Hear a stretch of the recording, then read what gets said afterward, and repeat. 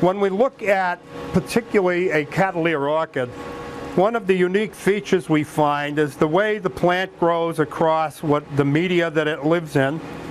And it grows much like the fingers of a hand, where the root and rhizome grows across the surface. And the bud and the leaf come out in an erect position, although sometimes they'll drape over the plant. And this is one of the tricks that you need to know when you pick exhibiting style or level plants. Some of these orchids tend to be one-track mind and go with one shoot across the medium, whereas others decide they're going to split and split and split.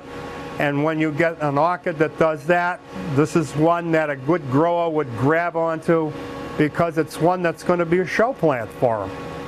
And when he gets that, he knows there's going to be multiple buds and multiple flowers.